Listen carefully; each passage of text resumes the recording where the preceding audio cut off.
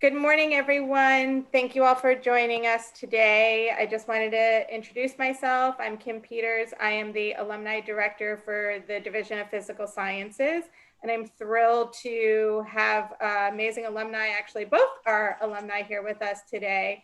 Dr. Quarfoot, and then Lois Yu, who has 25 years of industry experience, and I know she's going to share a little insight with all of you today.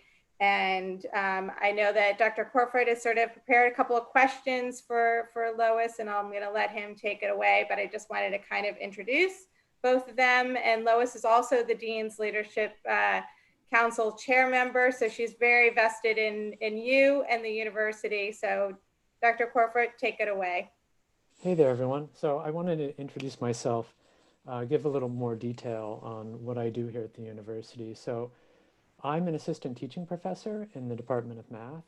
So I spend my time teaching math classes, statistics classes, and math education. So I graduated with my PhD in 2015 in math and science education research. And I'm going to hopefully have some questions here for our honored guest, Lois Yu. So this video is really part of a series, Take a Triton a Class, and the goal is to create this connection between people who have graduated from UCSD and current students, with the goal of these students learning from the wisdom of those who sat in the seats of the people before them. So, and it also could be, I think, a call to arms for current alums in thinking about ways they can give back. Here, particularly in the wisdom and life experience of Lois, who's going to be sharing things with us. So thanks for joining us, Lois. Could you tell us a little about yourself and give us a sense of what you've been doing in those 25 years that Kim mentioned when she introduced you? Well, the time goes really fast. I can still remember quite clearly my both undergraduate and graduate days at UCSD, and they were, life-changing and pivotal and set me on the path that I'm on today that continues to change. So, so I was an undergrad at UCSD, and I double majored in applied mathematics and Chinese studies.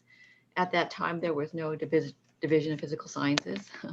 I then went on to a program at SIO, Scripps Institute of Oceanography, which is part of UCSD. And I did a master's in geophysics there, and also a master's in statistics at back in the math department. And then from there, I've pretty much made a career in the DoD world, which is, the Navy and the military is 25 years ago. And I think today is still one of the big employers in the San Diego area. So although I had other options wanting to stay in San Diego, that was sort of the best option. And there's been a lot of good career options in that.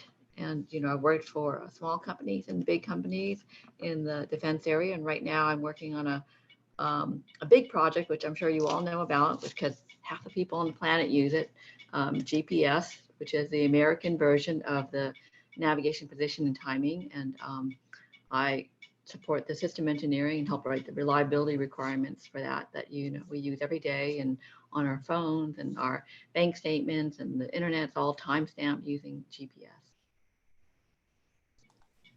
Can you talk a little about those undergraduate and graduate years at UCSD? What kinds of experiences do you remember? What kinds of ups and downs did you have during that time? Okay, well, I guess the ups and downs, well, the up part is, I look back at it very nostalgically, and I think about what a fantastic opportunity it was. There were so many opportunities. I wish I could have done even more. There's so much I feel like I barely tapped into. I think one of the best things I did as an undergraduate is I had a chance to do 2 hands-on sort of experiences, and those were really transformational. One in sort of the math area, and one in sort of the Chinese studies area. So in the math area, I did a 199 with a professor at Scripps Institution of Oceanography, which was I analyzed the data, the stress strain data in rocks, doing fast Fourier transform and modeling and finding the signal and the noise. And that was so interesting. The first time in my life I'd worked with like, real scientific data. And that led, that analysis led my professor to incorporate that work into several different presentations, papers, and things like that. And he was so happy with it. He recommended me to his PhD program in geophysics. So that's how I ended up at SIO in a PhD program, which I didn't finish, but he was my advisor. And, it was that one experience of working those few months with him that was so transformational, set me on that path to, at SIO. And that was a really interesting experience. But one of the great things out of that is that this is kind of on a personal note, but shows you just how you have so many great things that come out of your education, which is when I was at SIO, and it's still probably true today, they had like an 85% dropout rate of women in the sciences and the math and engineering, which I is included in that. And it's because of the isolation. There's just, probably many reasons, but there are just so few of us in the sciences and the math STEM area.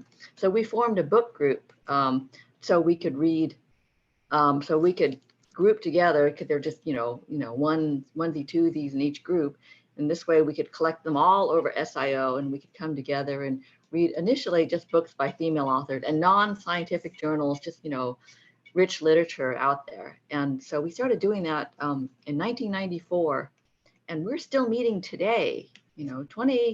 26 years later, we still meet every month and each other. Well, since COVID, we've been actually meeting every 2 weeks on Zoom.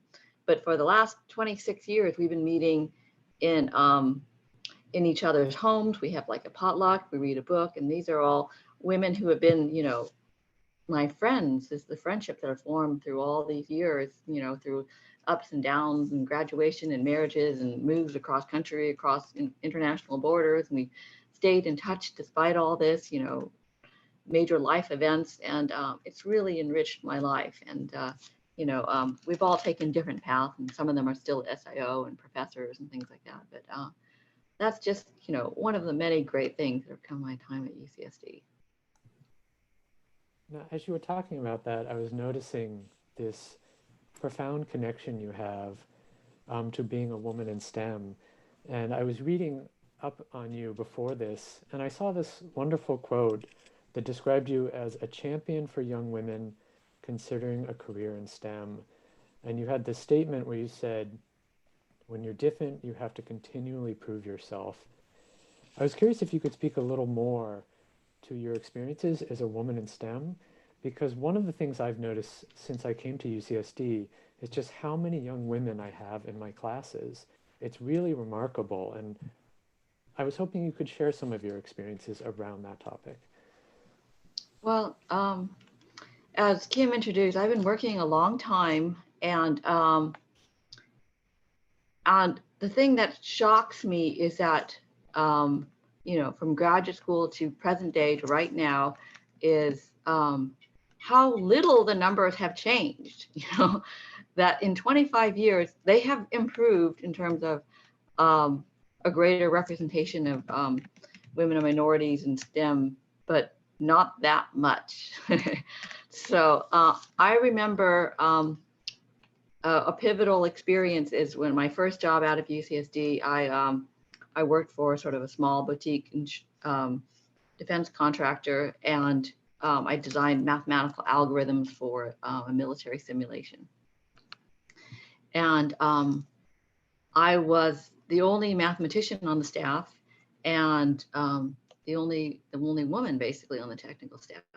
And I remember being at a meeting where we were like the small satellite group in San Diego, and the headquarters were in DC, and the president and the VPs, and they called a West Coast conference, and the executives came down, and other leadership we gave presentations on what we were doing. And one of the executives there was the HR rep, and she gave the numbers. This was back in like 96 or something, and maybe 97, but anyways, in that era. And she said that our particular company was underrepresented in women in STEM in our industry. And the VP got so upset, he stood up there and he said, "That's so unfair. We do so much to recruit, women and minorities and to retain them. And you can't call us and say that we're, underrepresented in our group and in general." And so he said, "I want to hear it from, the West Coast women on the technical staff here. I want them to, stand up and say what it's like to work here," because he was so confident in his ability. And I was just sitting there. I was very young at the time, and I was sitting there just sort of sitting back and like listening to all these talks.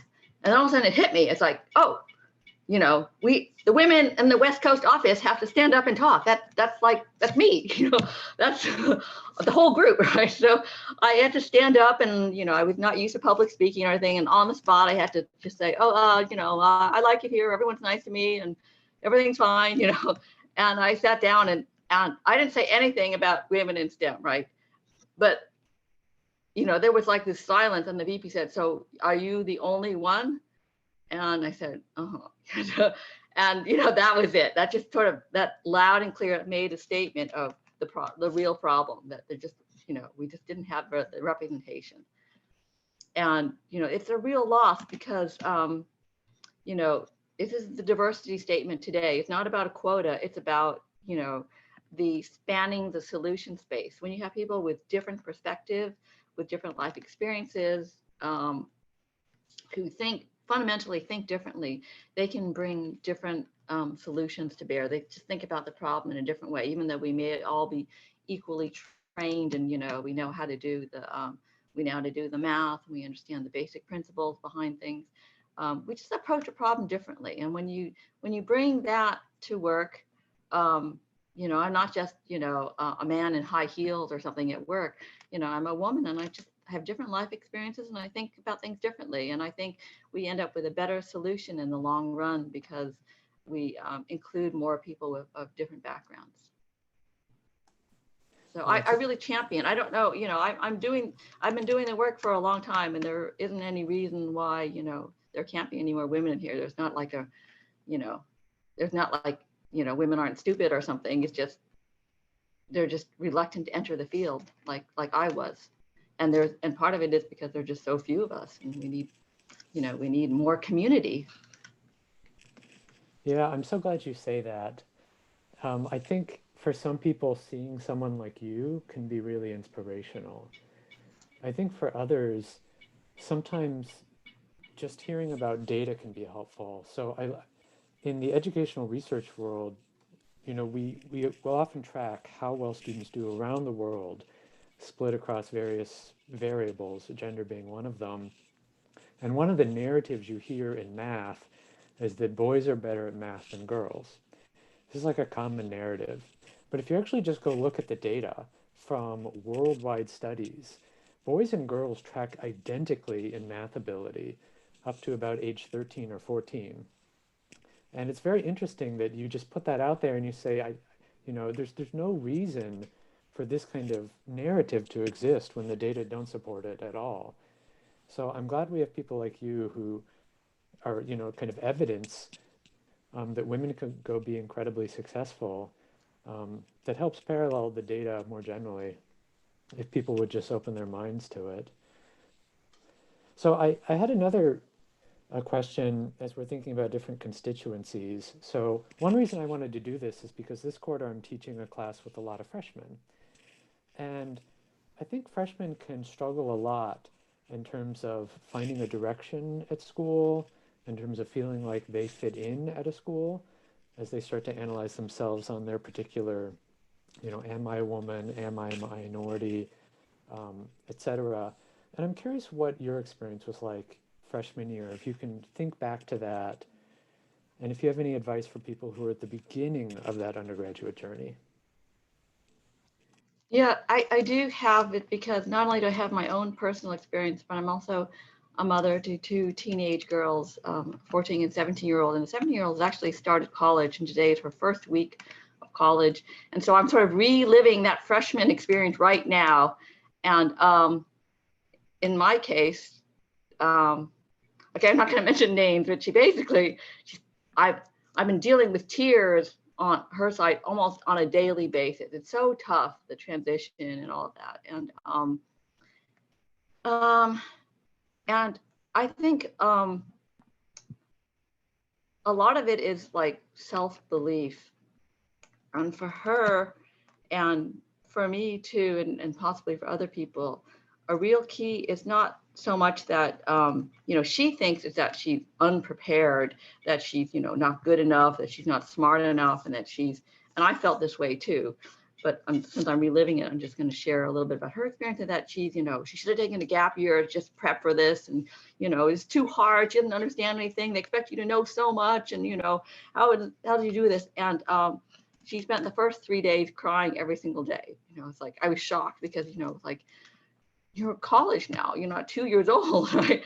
But it was just so hard. But the breakthrough has been, she's discovered community. She's discovered the strength of her fellow students. Like I urged her to say, resources, there are great resources, contact the TA, contact the professors, or even, your fellow students. She was hesitant. She's going like, she was saying, they want me to know this stuff already. I can't like reveal my weakness, and I don't know anything. I don't even know how to start it. I don't even know how to begin. And, and I spent hours and hours doing this, and I don't know how to do it. And, it just pains me. And I remember the struggle. So what she discovered is collaborating with other students, that, going with the students who are in the same place as her, just a discovery that, there are other students who also have no clue how to do these problem sets, and they walk through it together step by step. And then other students pop in and say, oh, I did that. And they, talk about it, and they don't know how they got the solution, but they sort of talk about it. And it's actually helpful, but not helpful. Like they don't really, the students who are lost may not really understand the other student because they're not really a teacher and they don't really quite understand how they got it, but it triggers something in their brain. They have a discussion and then they kind of work it through. And last night she was up till 3 a.m.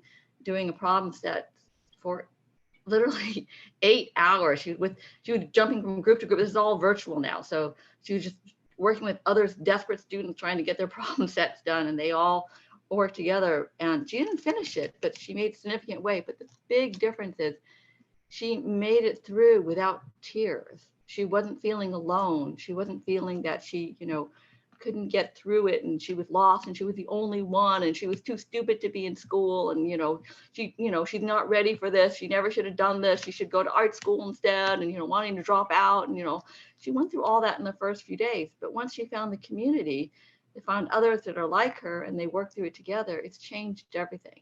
I mean, the result is maybe about the same. Like on her own, she was able to get through some of it, but it was so hard. But just working it with other, like-minded students made a huge difference. Do you think you could talk a little about when you were in school? So I noticed that, you have this double major, Chinese and applied math. And so I was also someone who was pursuing many, many different avenues in college. And I'm curious how you found direction during all of that, being someone who has lots of interests, and if there were lots of tears, as you mentioned in your daughter, over finding direction during those undergraduate years. Well, no, not a lot of tears on my side, but direction was hard to find. So I was a Chinese studies major first because I knew right off the bat, for my whole life, I'm a, American born and American raised, and from the time I can remember people always asking me, like, even to this day, like, where are you from? I say, well, I'm from New York. And they'll say, like, no, where are you really from? I go, well, my parents are from, I have to give my whole pedigree. I mean, and this goes, I've lived in China and Taiwan, and it's the same thing there. I couldn't possibly say I'm an American there because they'll look at me strange and go, where's your big nose and your yellow hair? It's like, okay, so I always felt kind of like in between cultures, not really belonging anywhere. So I always knew I needed to study Chinese studies to, find myself to do that major. So So there wasn't any question about the Chinese studies major, except that I also had the feeling that I would never like make a living off being a Chinese studies major. That was really sort of and it's been true that I've never made officially any kind of a dime off being a Chinese studies major, but it has enriched my life immensely. It's given me all kinds of insights and contact with my relatives in the past. I'm the family historian. I have the whole family tree. I've traveled back and, I know everyone's related and their stories because it's so interesting to me. And it's been so worthwhile. And of course, it enabled me to pick up the language to become, the language being the key to being to the culture and being able to communicate with others. So becoming able to read and write in Chinese was so important. So finding the major that would actually, give me a good return on investment financially in college, that was more of a struggle of what to major in. And I didn't know what to major in. In hindsight, given that I've spent 25 years working as an engineer, I wish I had majored in engineering. So that's kind of my big, I guess, regret that I have spent, the next 25 years trying to remedy by promoting it to others. If anyone has this kind of bent, they might do this, and then do it in college. Don't discover it later in life and try to make up for it later. And it just kind of happened in the math because, like you said, there's girls and boys can both be good at math, and my professors, I would take these classes and they would repeatedly say, you should consider majoring in math. You should consider majoring in math. And so I just considered majoring in math and ended up being a math major, which was a good foundation. But it wasn't, it real, and I am glad I majored in math and in STEM because that is what has, provided a good living for me and my children all these years. Although I would have been more, practical and engineering if I could redo it. And so I think the key there is to find good mentors. Like I, happened on a 199. I found a mentor who brought me to SIO, and that brought me to the statistics master's degree, and then brought me to the career I have now, and so forth. But the hands-on experience and the mentorship, I think that's critical to finding your way in what do you want to study in school. I love these nuggets of advice you have around finding community, finding mentorship. I was curious if you think about all the advice you could give to a UCSD undergrad, what kind of tops the list for you there? Like if you wish, I could know one thing going back that would have really shaped those 4 years, what would that piece of advice be? I'd say probably the most important thing is to find a mentor or mentors, many mentors. That would probably be my number one advice. I wish I'd had more mentors. They would have broadened my horizon, but every mentor that I did have was immensely, helpful to me and life-changing. Like my thesis advisor for my Chinese studies, I'm still in touch with him, and he's saying you should write a book about this. All that thesis and all the stuff has come from it, and he helped me put it's on been a this very enriching thing. And my mentor at who brought me to SIO, but I wish I had talked to more people, more adults, like even like who I am now. I have basically 4 UCSD students I mentee, and I try to give them my reflections, and because a mentor can give you like tailored advice and experience that's really good for you. I mean, not everyone should become an engineer or something, but if I had met somebody who said, if you're looking for a way to make money with a STEM degree, why don't you consider engineering? I mean, nobody ever suggested it. At the time I was dating an engineer, and my father had been an engineer, but they didn't see it, and nobody ever suggested it, ever in my entire life. It's when I was working my first job as a mathematician that I saw what other engineers were doing, and I go, oh, that's engineering. Well, I can do that. And if I do that, then I won't have somebody to talk to. It won't be, because there was like a bunch of engineers doing the programming and, and creating the product, and I was just doing the algorithms. And so I thought that would be, for social reasons, I should become an engineer. Because, but, if you have a mentor or multiple mentors, where you have someone who cares about you and can kind of, see the future and see the different paths you could take, it'll expand your mind and you'll have options you never realized were there for you. So that would be the number one advice. It's so interesting you say that. I'm thinking about my own journey as someone who taught in high school for many years, went back and got a master's in pure math, went back and taught high school and middle school. I remember the night that I was randomly searching the internet and learned about this whole niche field called math and science education research, where you study how people learn math and science in educational settings. And if someone had just been there to say to me, hey, there's this field that you might like because you care so much about teaching and care so much about mathematics, and it marries the two so well. But I didn't have that mentor to guide me in that way. I could have been in this space much, much earlier than I am now. So I think your advice is really powerful. And it's something, I think students can get so caught up in just doing coursework that they miss out on the community aspect and finding mentors that can be so valuable. I guess my last question is about if you have any advice for students during coronavirus. You have two daughters, they're both going to school. I think this is a tough time for students, unprecedented. And I'm curious if you have any thoughts on that you could share. Well, as I mentioned before, I currently have two students living at home, my two daughters, in the middle of the pandemic. And yeah, I recognize that there are a lot of struggles, especially, as a young person, your peers are so important. You're kind of cut off from them, but there's so many advantages. So I guess my advice is to look at the glass half full, to see the things that are possible, because we're in a very virtual world.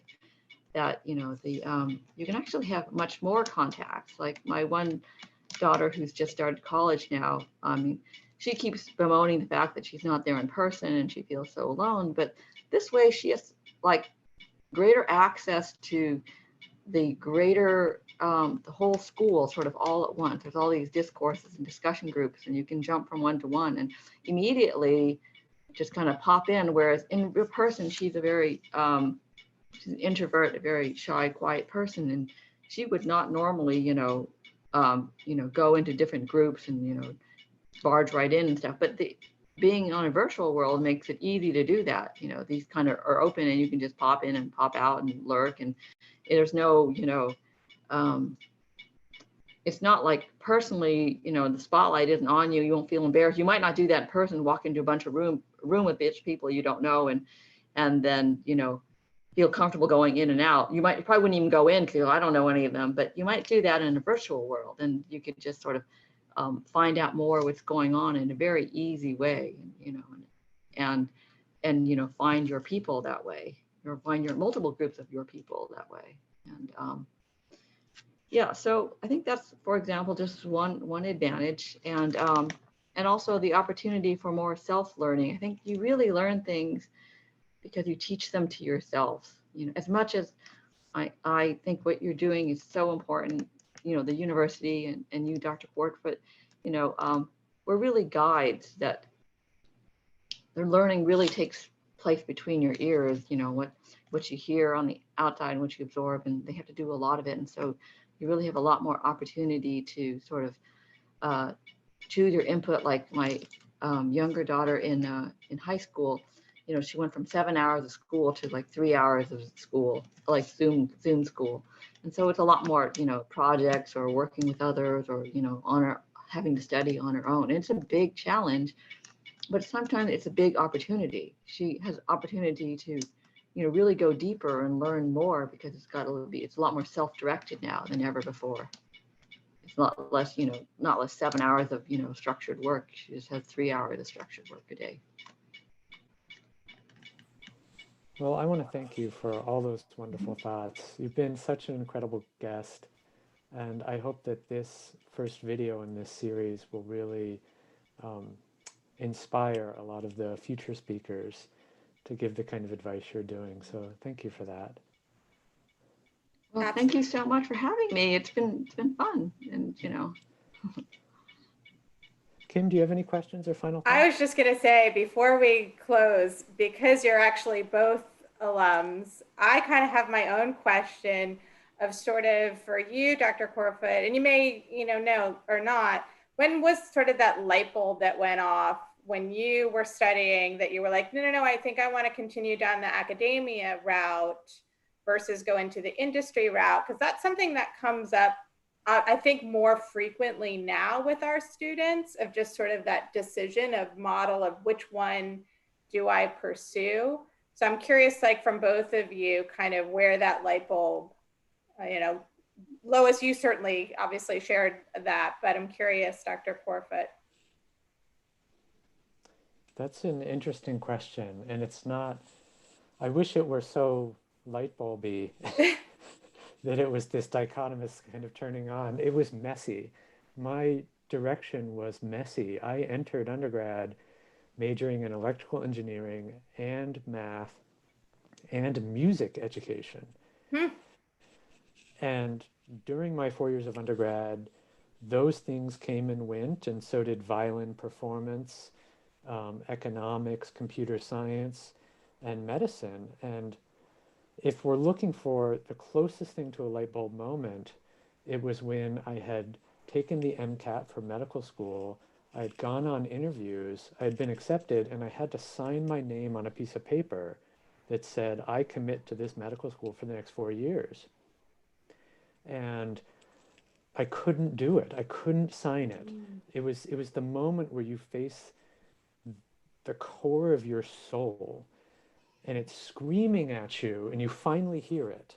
You should be a math educator more than you should be a doctor. Hmm. And it was kind of a crisis moment. And I think about coronavirus kind of in the same way as I think crisis is this crucible of character. I think it's this space that really reveals character and direction. And for me, it was having to sign my name on a commitment and finally being able to hear that inner voice. Thank you so much for sharing that because I agree. It may not be that light bulb moment, and like life navigates in so many different turns, and that's okay. And I think to Lois's point, before I kind of let her share, in terms of like the mentoring, and I don't know if even your students are aware about the Student Success Center. And Lois is, as I said, a chair of our Dean's Leadership Council, and one of the champions of our mentorship program over there. And it's so quintessential to have that other person to be able to share and kind of guide and just go through some processes that you're thinking about when you're young and know what you don't know. So it sounds, Lois, I know you kind of, it sounds from your trajectory of your career path, you kind of always knew in a way that you were going into the industry world versus the academia world. And if I'm not correct on that, please let me know. actually, no, I thought I was Oh, going to the academic world. I wanted to oh, be, see, look, here Dr. I'm Porterfoot. thinking, I wanted to be a professor and a researcher, and I still, to this day, I think that I'm probably better wired for that, and I kind of huh, wish I'd stayed, but I didn't get through the PhD program, so I was kind of ejected and launched into industry as a result. And then once you start making money and you get on a career path, you just really can't go back. So, not easily, anyways. I guess you can always go back, like you did, Dr. Quarterfoot. But I never made my way back, so I have to come back as a volunteer. well, you do an unbelievable job helping us out, day to day. And I cannot thank you both enough for sharing your just wisdom, insight. I think that our students certainly appreciate hearing this. I agree, Lois, when you said of just that anxiety and having others like you're not alone.